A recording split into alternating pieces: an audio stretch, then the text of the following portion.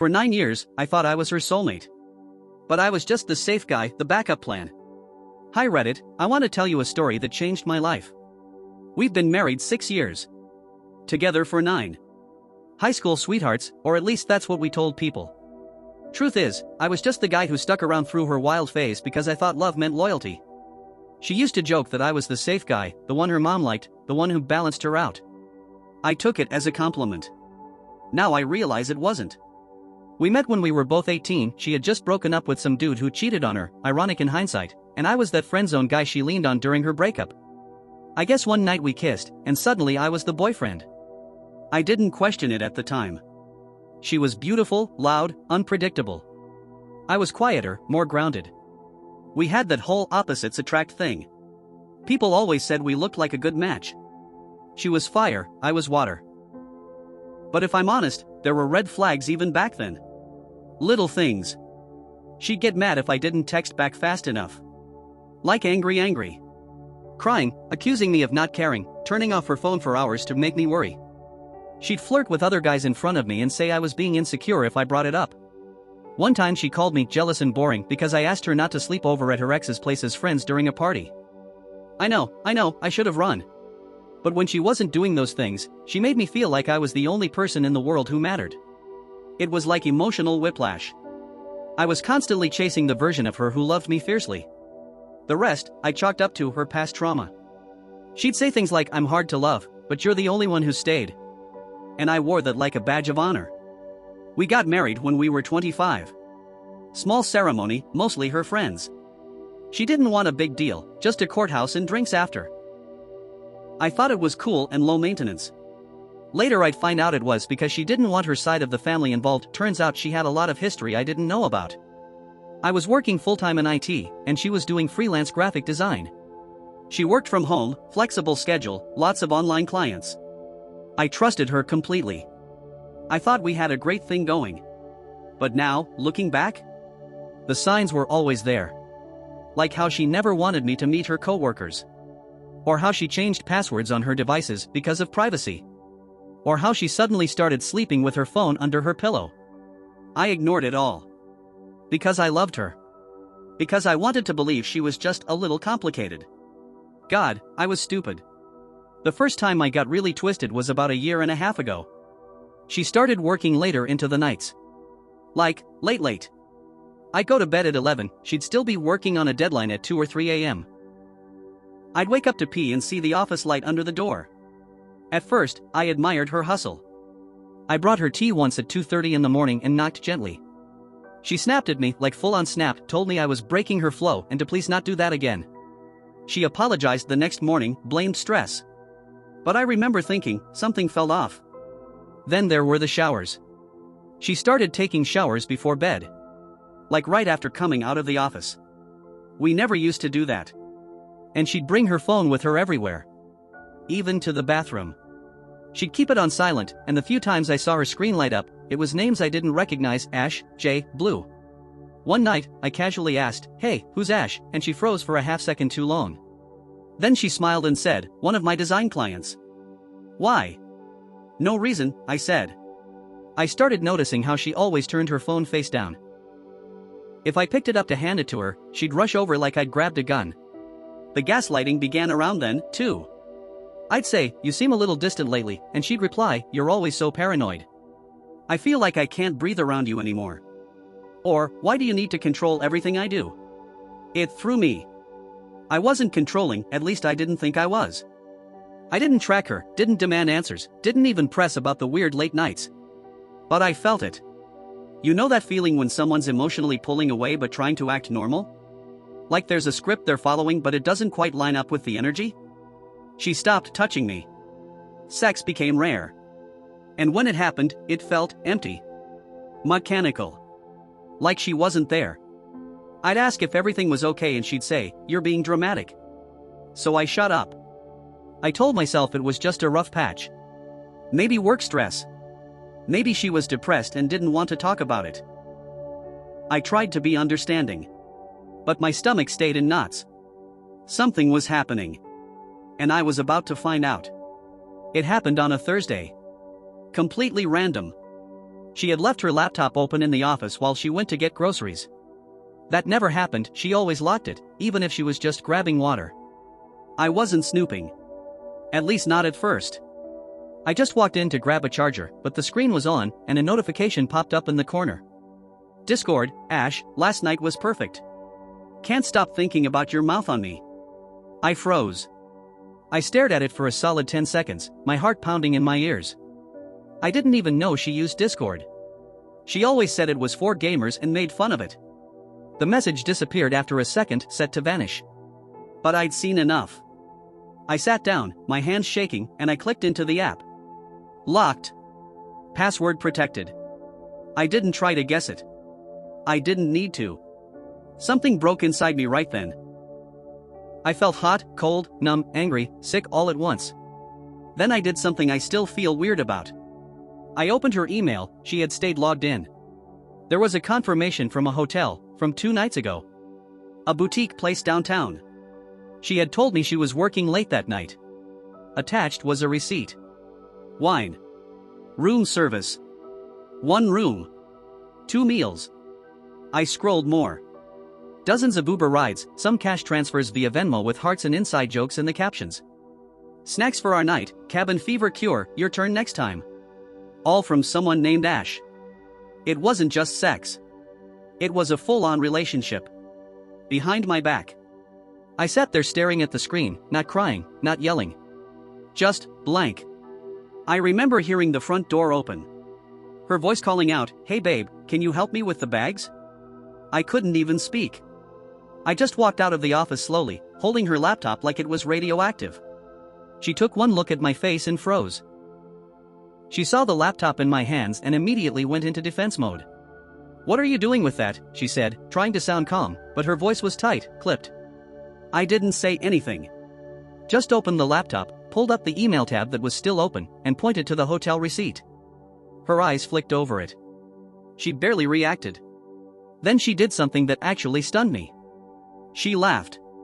This little scoffing laugh, like I'd caught her stealing a French fry off my plate. "Oh my God," she said, rolling her eyes. "That's what this is about?" I just stared. "Who's Ash?" She shrugged. "A friend."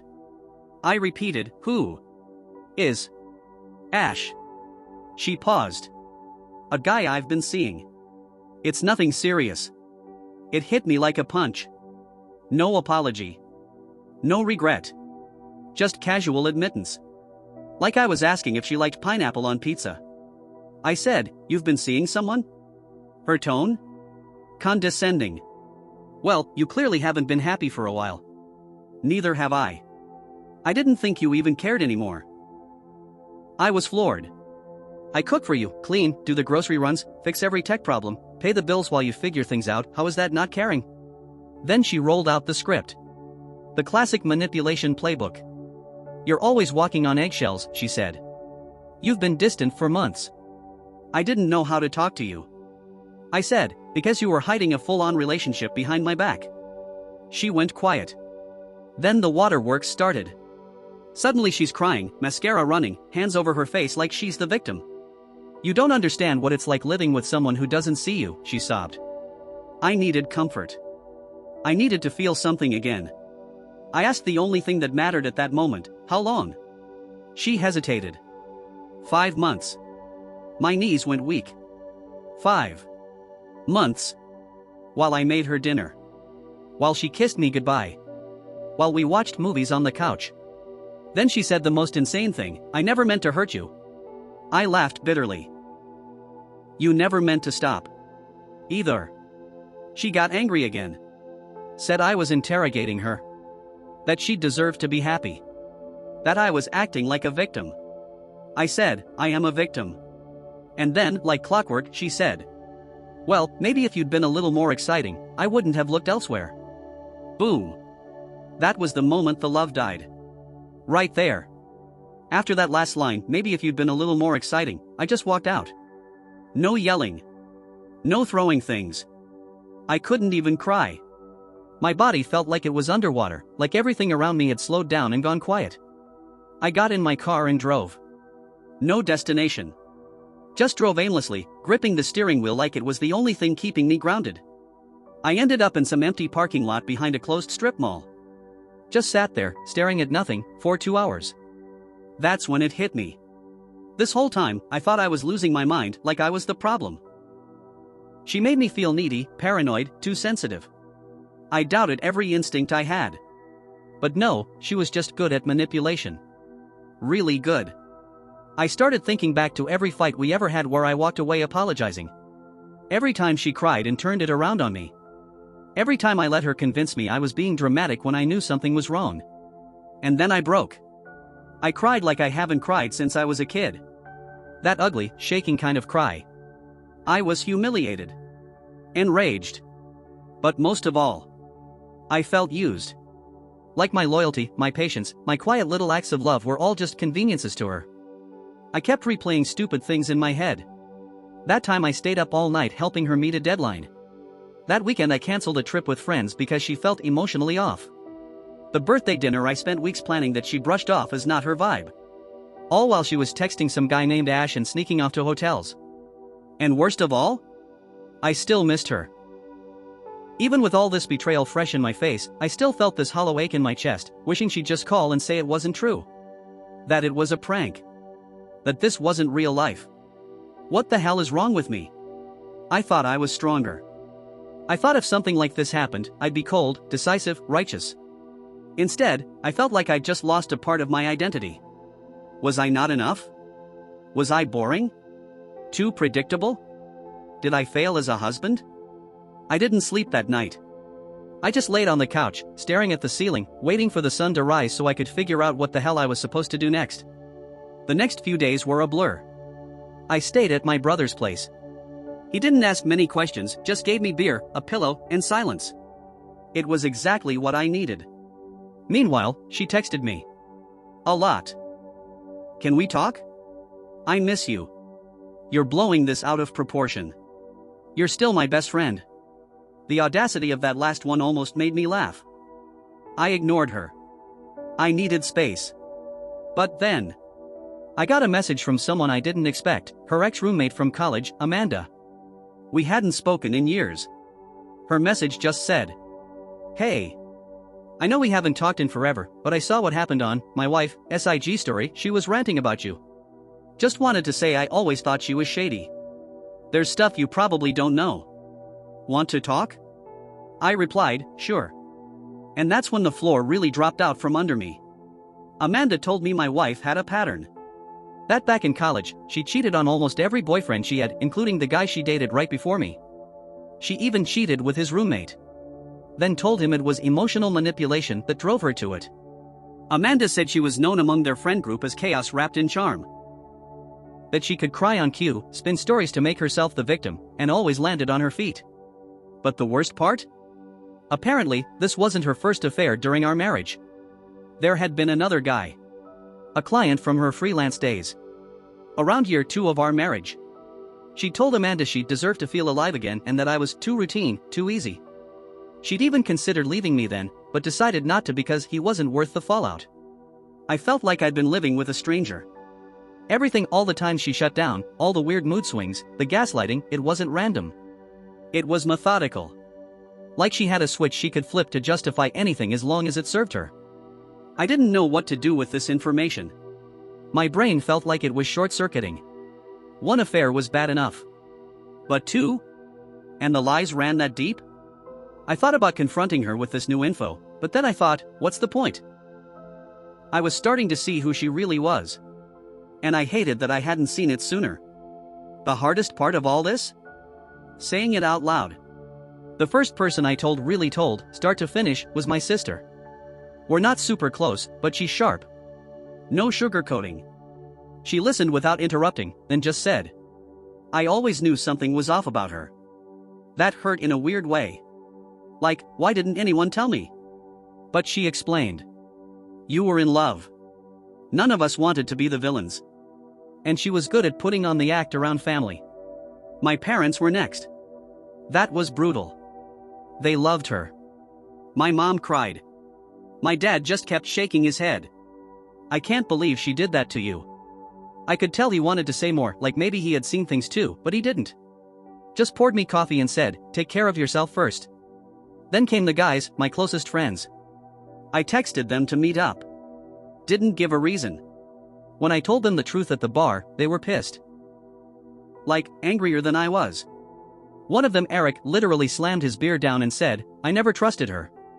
Remember when she called you pathetic for crying at your dad's funeral? Who does that?" I'd forgotten about that moment. I'd made excuses for her. She just has a hard time with emotions.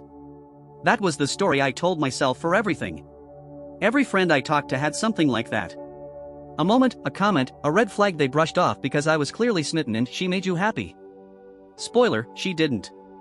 She just made me think she did until it was too late. The support helped. I won't lie. Being surrounded by people who weren't afraid to say, "She's toxic as hell and you deserve better," helped me breathe again. One of my friends, John, even recommended a therapist. I booked a session the next day. And for the first time in weeks, I started thinking, maybe this wasn't the end of me. Maybe it was the start. The word divorce felt radioactive at first. Heavy. Final. Like admitting failure. But after everything I'd uncovered, there wasn't a single part of me that wanted to fix anything. The woman I married didn't exist. She was a story I believed because she was good at telling it. So I called a lawyer. He was calm, professional, blunt in a way I appreciated. I told him everything.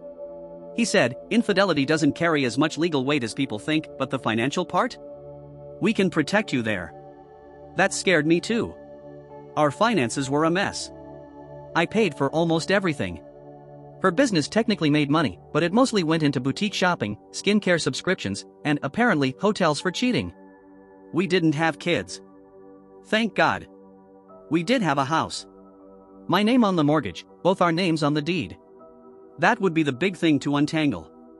And the car. And joint accounts. The lawyer said I had two options.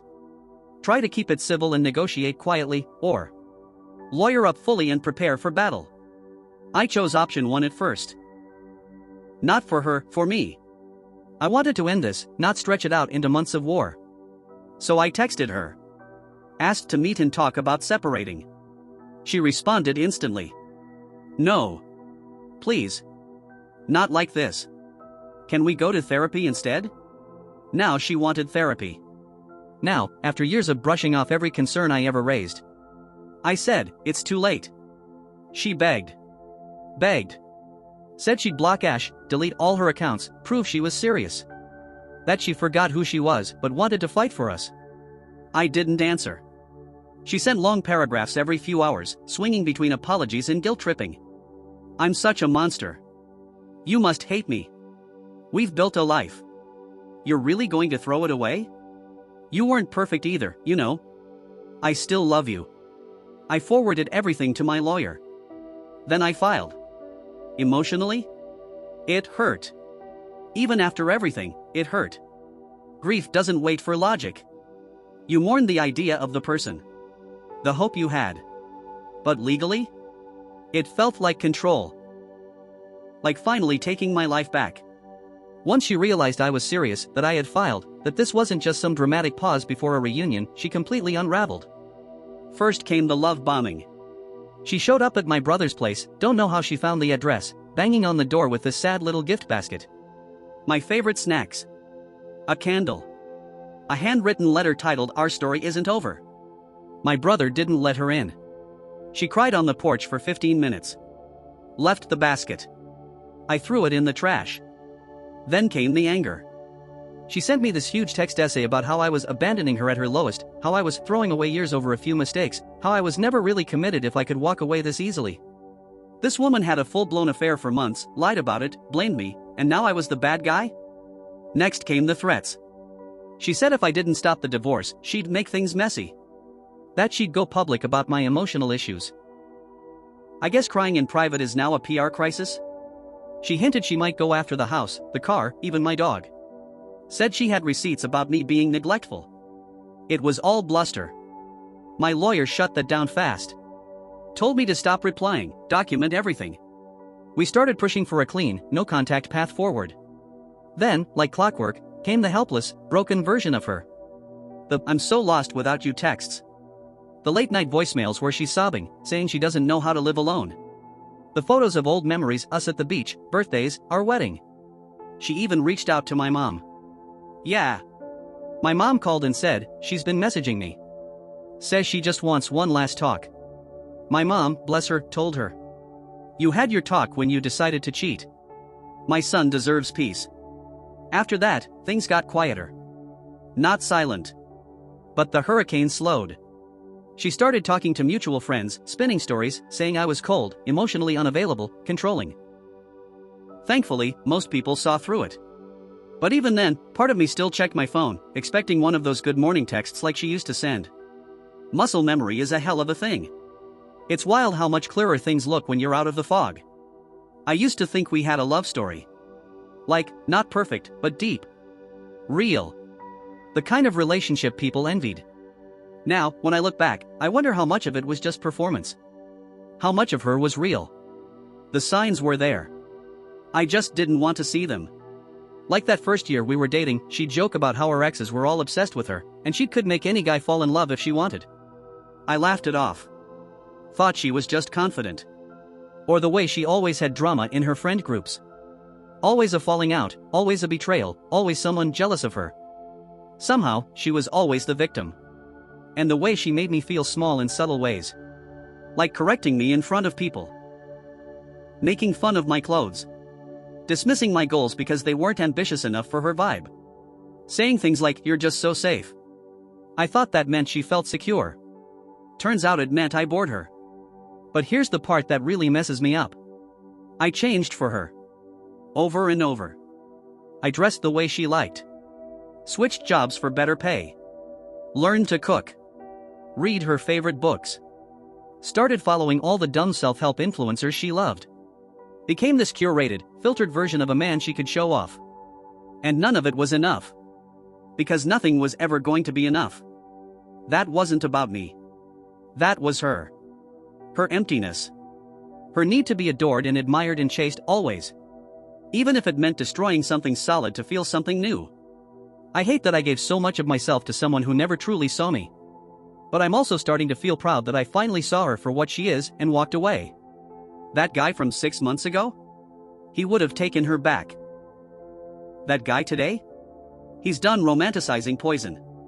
Once the divorce papers were officially filed, and the dust started to settle, I realized something. I had no idea who I was anymore. For years, I'd been living for her approval, trying to be the perfect husband on her terms. Now, I had to find myself again. I started small. I reconnected with old friends I'd lost touch with because she didn't like them. We grabbed beers, played basketball, just talked about life, no filters, no pretending. I took up running, something I'd always pushed off because we should do couples yoga instead. Running became my therapy, painful but cleansing. Every mile felt like shaking off a little more of her shadow. I started therapy, like my friend suggested. At first, it was just to deal with the anger and betrayal. But it quickly became more a space to unpack years of self-doubt, codependency, and lost identity. I rediscovered hobbies I dropped. Guitar, photography, even writing again, which is why I'm here now, pouring this all out. The hardest part? Forgiving myself. I beat myself up for not seeing the signs sooner, for giving her so many chances, for staying silent when I should have spoken up. But slowly, I learned that forgiveness isn't about forgetting, it's about accepting and moving forward. And honestly, I'm starting to feel hopeful. Like there's a future out there where I'm not someone's backup plan or emotional punching bag. I'm still scared. Still lonely some nights. But I'm free. After months of back and forth, soul-searching, and painful conversations, I made my final call, no reconciliation. I love who I am without her, or rather, who I'm becoming. The messy, flawed, hopeful guy who deserves respect and honesty, not manipulation and lies. We finalized the divorce quietly. No messy courtroom drama, no social media battles. Just 2 signatures and a lot of relief. I blocked her on everything. No contact. No just checking in texts. No I miss you emails.